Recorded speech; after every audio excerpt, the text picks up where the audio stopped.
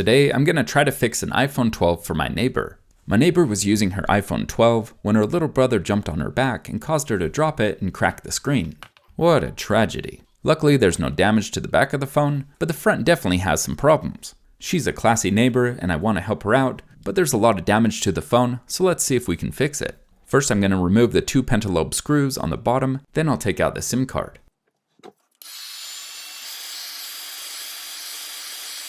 After heating up the glue holding down the screen, I'm going to use a razor blade and these spudgers to carefully lift the screen away from the frame. I'm going to be careful on the left side near the volume buttons because there's ribbon cables connecting the screen to the motherboard. I got the phone opened up, so now I'm going to remove these 2 metal plates that protect the ribbon cables. Note that these are Y000 screws, not Phillips. Next, I'll disconnect the battery and the 2 ribbon cables from the screen. Next, I'm going to take out the 4 Y000 screws and remove the top plate.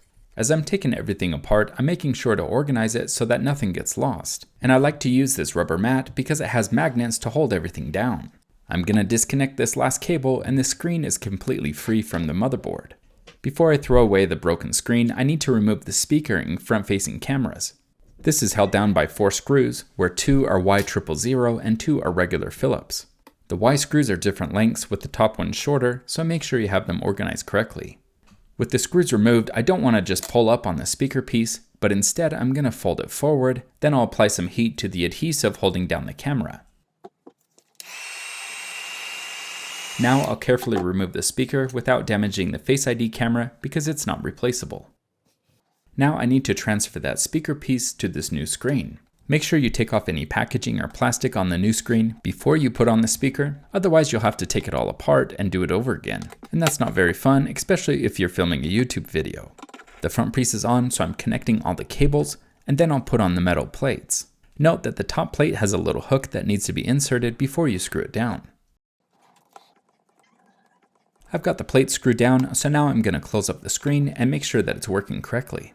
As I close it up, I'm going to go around the outside and gently squeeze so that it clips into place. As I was putting in the 2 screws in the screen, I noticed that there was junk in the charging port, so I took a second to clean it out.